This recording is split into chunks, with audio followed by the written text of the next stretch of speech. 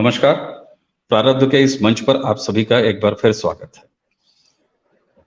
चंद्रयान 3 सफर चंद्रयान 1 से शुरू हुआ, 2 तक पहुंचा, 2 की आंशिक सफलता तक पहुंचा और उसके बाद चंद्रयान 3 जिसका साक्षी न सिर्फ पूरा भारत, पूरा देश बल्कि पूरा विश्व बना। एक ऐसा कीर्तिमान, एक ऐसा लक्ष्य अचीव किया भारत ने जो अभी तक विश्व में कोई नहीं कर पाया।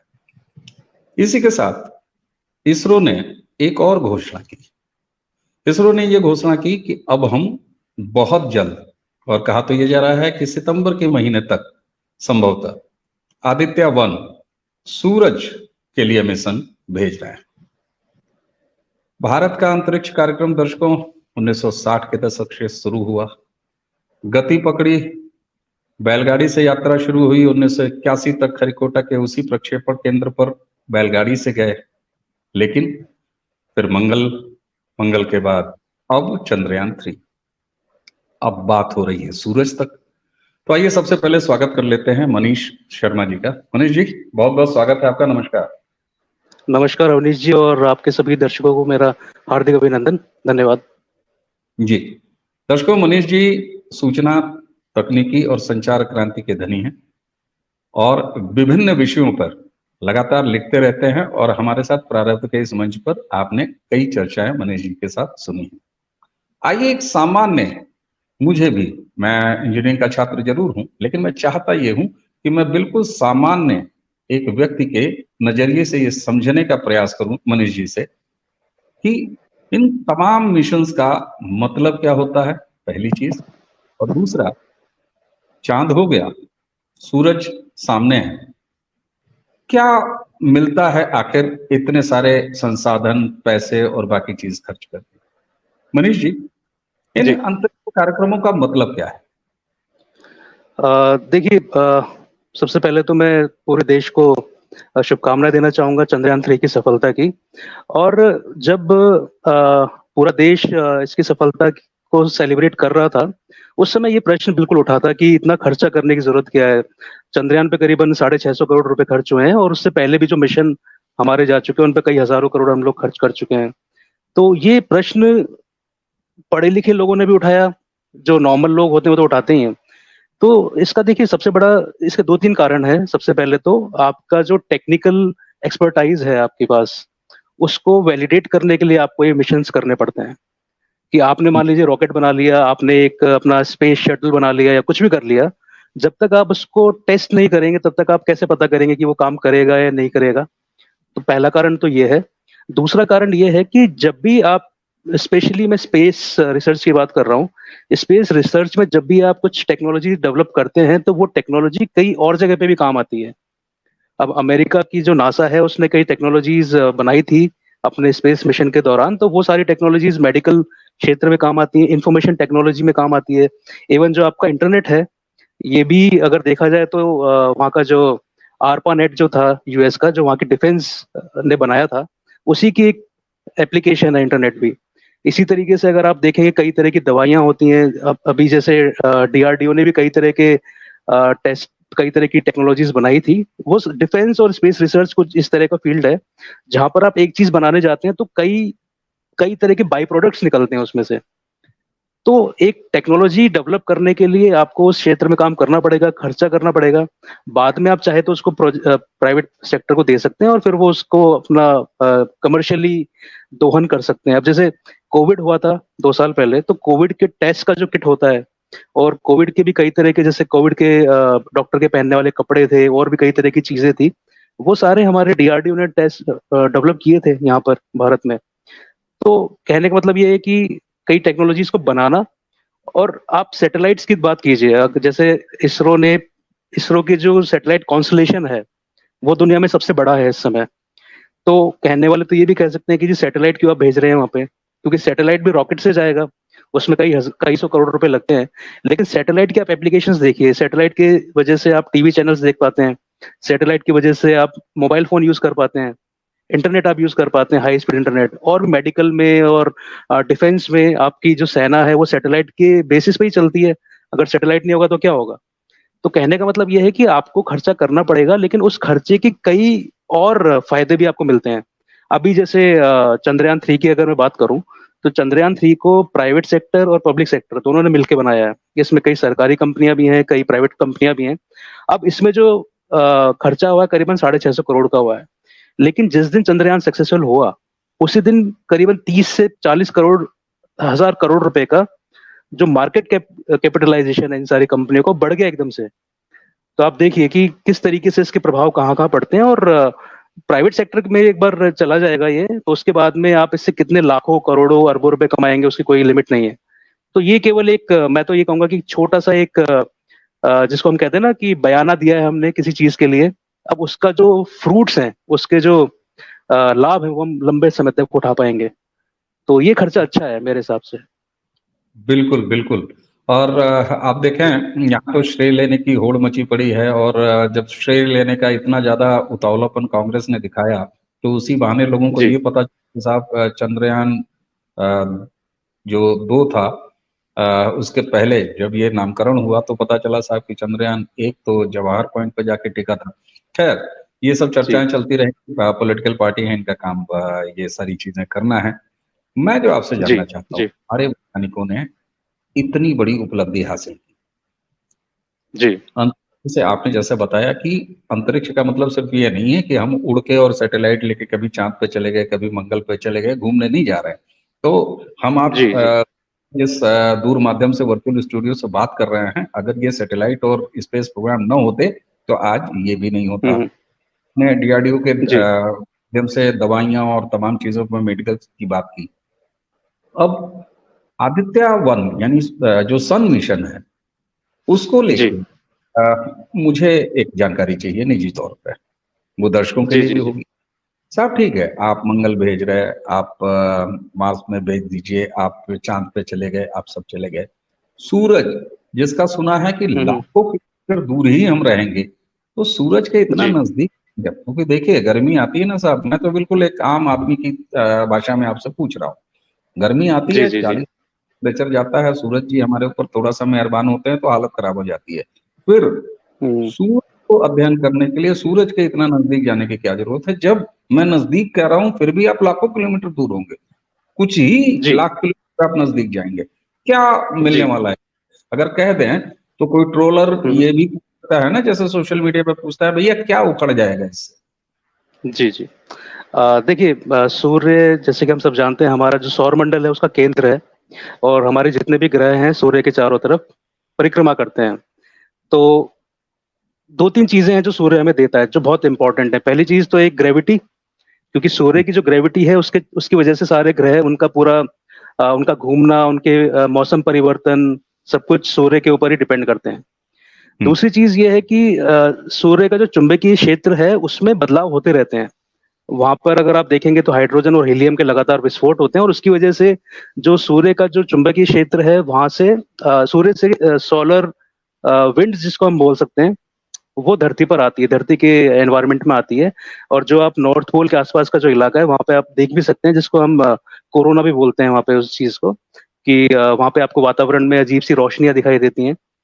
तो ये जो जो सूर्य की तरफ से जो किरणें आती हैं, या जैसे अल्ट्रावायलेट किरणें भी आती हैं, जिसकी वजह से धरती के मौसम पे कई तरह के प्रभाव पड़ते हैं।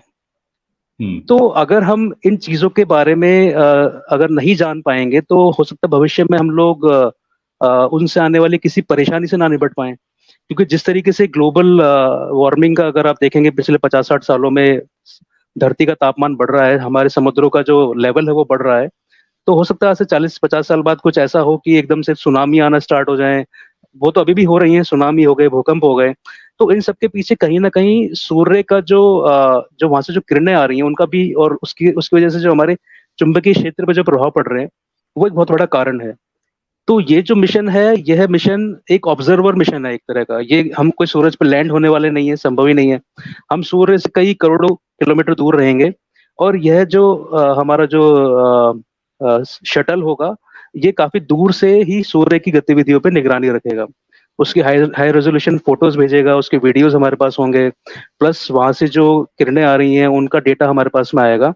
तो उनका जब एनालिसिस किया जाएगा तो हम कहीं ना कहीं ग्लोबल वार्मिंग और सूरज की जो किरणों की वजह से हमारा मैग्नेटिक फील्ड है उस पे जो हम्म। प्रभाव हो रहे हैं उसको हम जान पाएंगे। और भविष्य में अगर कोई दुर्घटनाएं होती हैं इनकी वजह से तो उनको हम किसी न किसी लेवल तक रोक भी सकते हैं।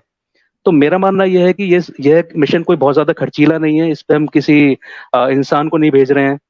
और अगर इतने से खर्च में अगर हमारे पास में डेटा मिल जाता है हमें अच्छा खासा, तो हम उसके हिसाब से फिर प्रिपरेशन कर सकते हैं भविष्य में। तो ये एक अच्छा मिशन है, क्योंकि देखिए सूर्य सबसे इम्पोर्टेंट है हमारे सोलर मंडल में। उसी हम्म। के इर्द गिर्द सब कुछ है, उसी की वजह से पर्यावरण है, उसी की वजह से जीवन है। तो जब तक आप सूरज को ही नहीं जान पाएंगे तो फिर क्या कर सकते हैं, कुछ नहीं कर सकते। तो बिल्कुल इसलिए ठीक। जरूरी है ये। बिल्कुल जी ठीक बात।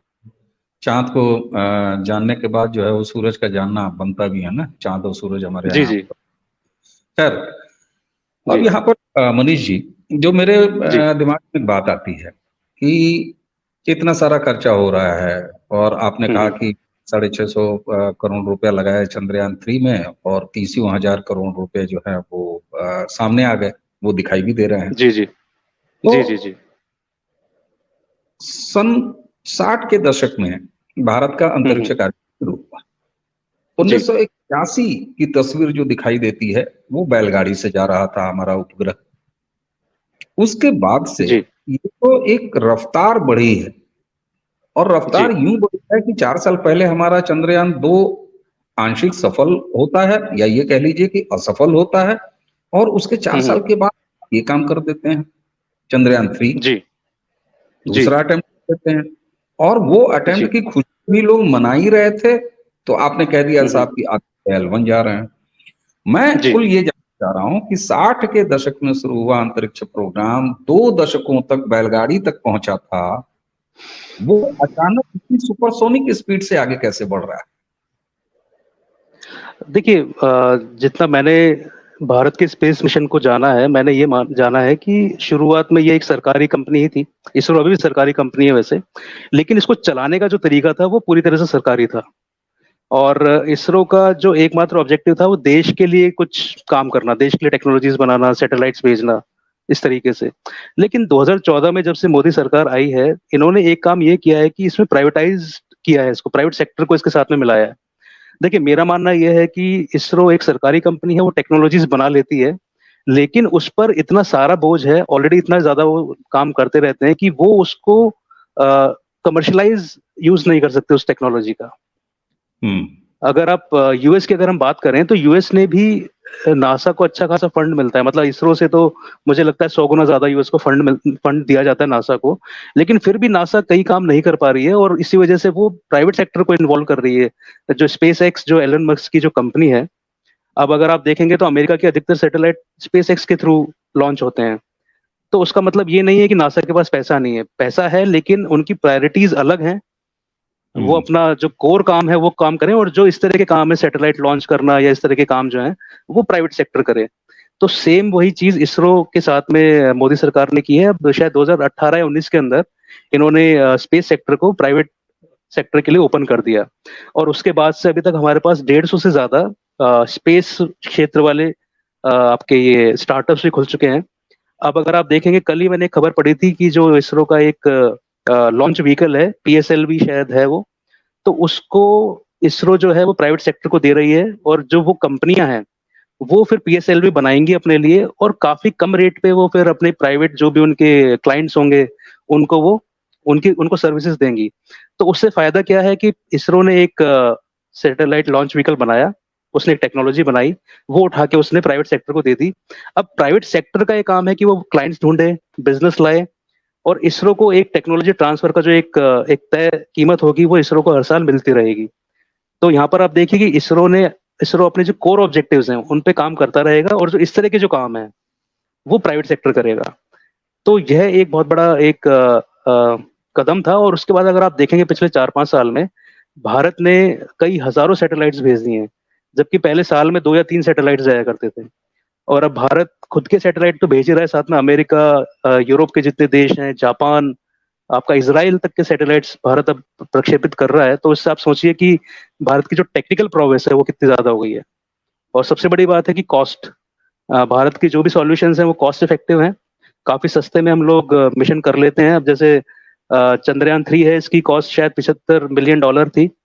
और अगर हम अमेरिका की बात करें तो अमेरिका का जो सबसे सस्ता चंद्रयान मून मिशन था, उसकी कॉस्ट अराउंड $3 बिलियन के आसपास थी। तो आप उससे फर्क पता लग सकता है कि कितना फर्क है दोनों में। और अगर भविष्य में इस तरह के मिशन होंगे तो उसके लिए फिर भारत ही एकमात्र चॉइस रहेगा किसी भी देश के लिए। क्योंकि स्पेस रिसर्च अभी आप देखेंगे तो मुश्किल से 7-8 देश ही करते हैं, बाकी देश नहीं करते हैं, क्योंकि इसमें कॉस्ट बहुत बड़ा एक फैक्टर है। तो भारत कहीं ना कहीं उन देशों को टैप करना चाह रहा है। एक पोटेंशियल है कि हमारे हमारी दुनिया में 200 से ज्यादा देश हैं, लेकिन उसमें उनमें से केवल 6-7 का ही एक खुद का स्पेस प्रोग्राम है। तो बाकी के जो 190 देश हैं उनका क्या?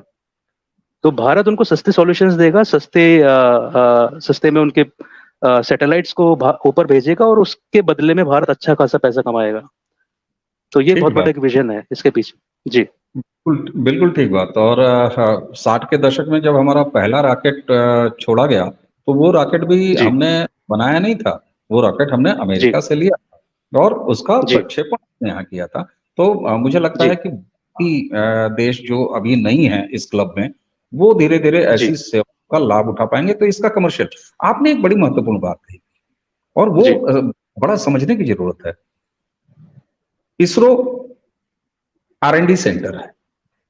जी इसरो जो भी अपनी उपलब्धियां हासिल करता है, वो टेक्नोलॉजी और उसके अपग्रेडेशन और उसके अनुसंधान के तौर पर, उसका कमर्शियल जी एस्पेक्ट की भी जिम्मेदारी अगर हम इसरो को दे देंगे तो वो नहीं कर। और नहीं कर पाएगा। मैं उसके कैपेबिलिटी पे सवाल नहीं उठा रहा हूँ, वो बिल्कुल कर पाएगी, लेकिन क्या क्या करेगी?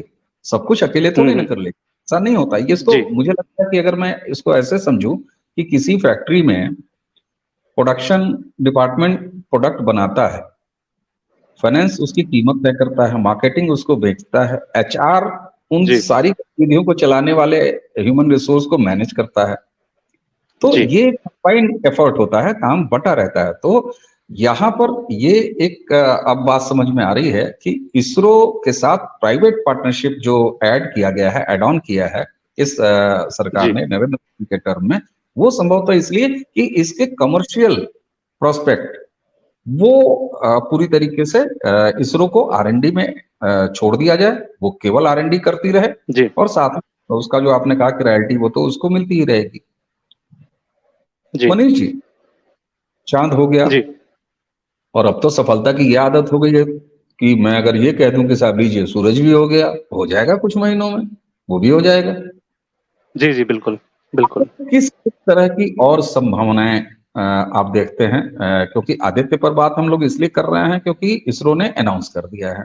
आपके पास, जी क्योंकि आप नेता हैं, आप तकनीकी मामलों को पढ़ते रहते हैं, जानते रहते हैं, उससे जुड़े भी हुए हैं, आगे किस किस तरह की और संभावनाएं इसरो करने जा रही है? जी देखिए, इसरो का सबसे जो इम्पोर्टेंट जो मिशन होगा वो आपका गगनयान है, जिसमें भारत खुद के जो स्पेस यात्रियों को भेजेगा ऊपर अंतरिक्ष में।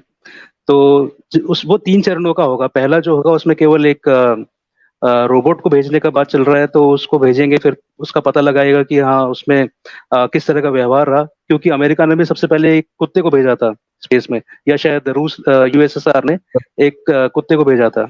जी। रश तो उसी तरीके से भारत भेजेगा, और उसके बाद में अगर सब कुछ सफल रहता है तो फिर हमारे जो अंतरिक्ष यात्री हैं वो भी भेजे जाएंगे। और उस तरीके से फिर भारत एक बहुत ही स्पेशलाइज या बहुत ही टॉप 5-6 देशों में होगा जिनके खुद के स्पेस प्रोग्राम रहे हैं, और जिन्होंने चालक दल वाले मिशन किए हैं, मानव ऊपर भेजे हैं अंतरिक्ष में।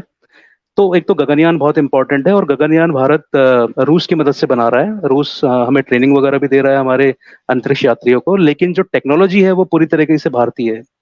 तो ये बहुत बड़ा एक हो जाएगा। इसके अलावा भारत, अब आप देखिए, जब आप टेक्निकली अपने आप को प्रूव करते हैं तो जो बड़े बड़े देश हैं वो आपके साथ में काम करने के लिए लालायित रहते हैं।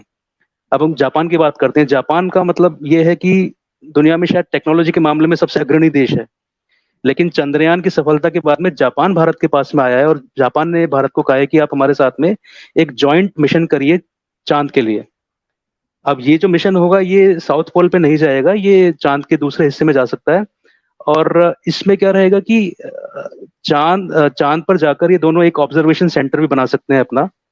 प्लस वहां पे अभी अभी मैं जैसे कल एक खबर पढ़ रहा था कि जो हमारा जो वहां पे रोवर है प्रज्ञान और जो लैंडर है विक्रम, इन्होंने वहां पर करीबन 8 mm की खुदाई करी। तो सतह जी के ऊपर जो तापमान था करीबन 50 डिग्री सेल्सियस था, और 8 मिलीमीटर नीचे अगर उन्होंने देखा तापमान, तो वहां पे -10 डिग्री सेल्सियस था। मतलब इतनी कम दूरी के अंदर 60 डिग्री का डिफरेंस आना, तो इसका मतलब ये है कि चांद की सतह के नीचे कहीं ना कहीं बर्फ या पानी होना संभव है, मतलब बहुत बड़ी पॉसिबिलिटी है। और अगर ये सब चीजें हो जाती हैं सच में, तो भारत एक बहुत ही क्रूशियल उस पे आ जाएगा एक, क्योंकि चांद पे पानी को खोजना मतलब बहुत बड़ी एक सफलता हो जाएगी। वहां पर आप भविष्य में अपने ऑब्जर्वेटरी सेंटर बना सकते हैं, वहां पे अपने लॉन्च स्टेशन भी बना सकते हैं। अभी अगर आपको मान लीजिए वीनस पे जाना है या आपको मार्स पे जाना है, तो आपको पृथ्वी से सैटेलाइट या ये आपका स्पेस शटल भेजना पड़ता है। लेकिन बाद में यह भी संभव है कि आप चांद का अपना एक स्टेशन बनाएं, आप यहाँ से अंतरिक्ष यात्रियों को चांद पे भेजें और वहीं से फिर उनको आप लॉन्च करें। तो उससे आपकी कॉस्ट कम हो जाएगी, उससे आपका जो अंतरिक्ष यात्रियों का जो आने जाने का टाइम है वो काफी कम हो जाएगा, और भी कई तरह के फायदे होंगे। तो जो इसरो और जो जापानीज स्पेस एजेंसी है जाक्सा जिसका नाम है, इन दोनों का जो मिशन है वो इसी के ऊपर है कि चांद के ऊपर हम क्या भविष्य में कुछ अपने स्पेस स्टेशन या एक ट्रांजिट स्टेशन का तरह का कुछ बना सकते हैं। जैसे अगर आपको मालूम हो, जो अंतर्राष्ट्रीय स्पेस स्टेशन है आईएसएस जिसको हम बोलते हैं, तो वो एक तरह से अमेरिका ने एक स्टेशन बना रखा है और उसमें बाकी देशों का भी सहयोग है, इस इवन रूस का भी सहयोग है उसमें। तो किसी को भी अगर कोई मिशन करने होते हैं, वो पहले आईएसएस पे जाते हैं, वहां जाके कुछ दिन गुजारते हैं, उसके बाद में फिर वहां से वो अपना मिशन करके वापस आते हैं। तो इसकी वजह से काफी समय बचता है, काफी ईंधन बचता है, और भी कई तरह के खर्चे होते हैं, वो बचते हैं। जापान आ गया है, अब अमेरिका भी आ गया है। अमेरिका ने अपना एक निसार नाम का एक हम ऑब्जर्वेटरी सेंटर बना रहे हैं इसरो के साथ में, मतलब नासा और इसरो मिलकर बनाएंगे। और यह जो ऑब्जर्वेटरी सेंटर होगा, यह धरती के चारों तरफ घूमेगा और धरती की जो वानस्पतिक क्रियाएं हैं या फिर समुद्र में होने वाली हलचलें हैं, या आपका जो मौसम के जो परिवर्तन है, उनका हाई रेजोल्यूशन डेटा ये इकट्ठा करेगा, जिसकी वजह से हम भविष्य में हो सकता है कि भूकंप की जो सूचना है पहले हम इकट्ठा कर सकें, या कोई सुनामी अगर कहीं पे आने वाली है तो हम हो सकता है एडवांस में कुछ हमें उसकी सूचना मिल जाए, या फिर कहीं पे ज्वालामुखी फटने वाला है उसकी हमें सूचनाएं मिल सकती हैं। तो ये अपनी तरह का पहला ऑब्जर्वेटरी सैटेलाइट होगा जो अभी तक विश्व में कहीं नहीं है। तो यह भी अमेरिका और भारत मिलकर बनाने जा रहे हैं। तो मेरा कहने का मतलब यह है कि जब आप अपने आप को टेक्निकली प्रूव करते हैं, तो जो आपसे बड़े बड़े देश हैं वो भी आपके सामने आके खड़े हो जाते हैं कि भाई साहब हमारे साथ काम कीजिए। तो जापान और अमेरिका मिलकर ये काम हमारे साथ करेंगे। और इसके अलावा जो मुझे एक उसी दिन इसरो के जो चेयरमैन एक बयान दे रहे थे जब अपना, तो उन्होंने मुझे बोला वीनस का भी एक मिशन करने वाला है इसरो। तो ये मेरे लिए भी पहली बार, मैंने मतलब ये जानकारी मेरे लिए भी नई थी। तो ये बहुत अच्छा रहेगा अगर हम वीनस के ऊपर भी अपना एक ऑब्जर्वेटरी कुछ इस तरह का बना लें, या फिर वहां पे एक हम कोई सैटेलाइट छोड़ दें, जैसे मंगल ग्रह के ऊपर हमारा था मंगलयान। तो वो मंगल के चारों तरफ घूम रहा है, अभी तक परिक्रमा कर रहा है। तो इसी तरीके से शुक्र ग्रह के भी जो भी कुछ जानकारी है, वहां पे भी कुछ खनिज हो सकते हैं, कुछ मिनरल्स हो सकते हैं, या फिर पानी भी हो सकता है। तो उसके बारे में ही हमको पता लग जाएगा। और इसके अलावा अवनीश जी, अब बात आती है टेक्नोलॉजी का। टेक्नोलॉजी की बात अगर हम करते हैं, तो आज की तारीख में हमारे पास में क्रायोजेनिक इंजन है खुद का, और हम सॉलिड फ्यूल भी यूज करते हैं, लिक्विड फ्यूल भी यूज करते हैं। लेकिन इन सारे रॉकेट्स की एक है ना, एक लिमिटेशन है। हम्म या तो आप बहुत ही बड़ा रॉकेट बना दीजिए, जैसे आपका ये स्पेस एक्स जो एलोन मस्क का, उनके रॉकेट की अगर आप साइज देखेंगे, तो इसरो के रॉकेट से कम 4 या 5 गुना बड़े हैं। लेकिन फ्यूल जब तक अगर आप ऐसा कुछ फ्यूल ना लगा दें रॉकेट में जो निरंतर चलता रहे, और ऐसा फ्यूल होता है आपका न्यूक्लियर फ्यूल। तो इसरो इस समय न्यूक्लियर फ्यूल के लिए भी अपना एक रिएक्टर बनाने जा रहा है, जिसके अंदर भाभा एटॉमिक रिसर्च सेंटर उसकी मदद कर रहा है। और जब ये बन जाएगा, ये शायद अगले 5 से 7 साल के अंदर बन जाना चाहिए। ये अगर बन जाएगा तो इसरो एक बहुत बड़ा एक अचीवमेंट होगा इसरो के लिए, क्योंकि हमारे रॉकेट के अंदर फिर आपका एक छोटा सा न्यूक्लियर रिएक्टर फिट होगा, और उसके अंदर आप छोटी साइज के रॉकेट भी भेज सकते हैं, छोटी साइज के स्पेस शटल भी बना सकते हैं, और वो लंबे मिशन कर सकते हैं। अभी हम्म हम लोग मंगलयान भेज रहे हैं या फिर चंद्रयान भेज रहे हैं, अगर आप देखेंगे तो चंद्रयान को भेजने में हमें करीबन 1.5 महीना लगा, जबकि रूस ने शायद हफ्ते भर के अंदर वहां पे भेज दिया था। उसका सबसे बड़ा कारण यह था कि भारत कम फ्यूल के अंदर उसको भेजना चाह रहा था। बिल्कुल। तो जब हमारे रॉकेट्स में या हमारे स्पेस शटल्स के अंदर जब न्यूक्लियर रिएक्टर फिट हो जाएगा, तो हमारे सामने वो चिंता नहीं रहेगी। फिर हम बड़े-बड़े मिशन कर सकते हैं। हम हो सकता है कि शुक्र के ऊपर कोई अपना स्पेस शटल भेज दें, हो सकता है जुपिटर पे या सैटर्न के ऊपर भेज दें। खैर ये तो आज से 20-30 साल बाद होगा, लेकिन होगा ज़रूर। लेकिन उसके लिए न्यूक्लियर फ्यूल होना बहुत ज़रूरी है। बिल्कुल ठीक बात है और आपने जब ये कहा ना कि ये तो 20-30 साल बाद की बात है, लेकिन होगा ज़रूर। जी, तो जी, पहले कुछ समय पहले तक ये बात आपकी लोग जो है वाक़ई कहते हैं, हाँ, हाँ, बिल्कुल मनीष जी सही कह रहे हैं, अरे ये तो पता नहीं कब होगा। लेकिन अब जिस तरीके जी, से भई सन 60 के दशक में यही सोचा जा रहा होगा ना, लेकिन 81 आते-आते जी, बैलगाड़ी और आज देखिए हम 2000 में खड़े हैं, तो फिर जी, महीनों की बात हो रही है। आप जुलाई के अगस्त के महीने में आप चंद्रयान 3 करते हैं और उसी समय आप बात करते हैं कि सितंबर में हम साहब मिशन जी, सन तैयार हैं। तो ये बातें जी, समझ में आती हैं। मुझे लगता है मनीष जी की देखिए तकनीकी पर बहुत सारे लोगों ने बात की, लेकिन इसके इस एस्पेक्ट पे एक सवालिया निशान लोग जब लगाते हैं, तो उसके जी, अतिरिक्त एक ये भी अप्रोच होता है, जब हम ये देखें सामान्य भाषा में, सामान्य समझ के जी, हिसाब से कि आखिर इन तमाम मिशनों का, अंतरिक्ष कार्यक्रमों का क्या मतलब है? जी, तो अब समझ में आ रहा है आपसे लगभग आधे घंटे की इस चर्चा में कि साहब बहुत कुछ रोजमर्रा के दैनिक जीवन से हुँ, हुँ, हमारे आज के, वर्तमान के और आगे आने वाले भविष्य के भी दैनिक जीवन में ये सारी चीज़ें बहुत ज़्यादा महत्व रखेंगी, बहुत ज़्यादा जी, उपयोगिता होगी।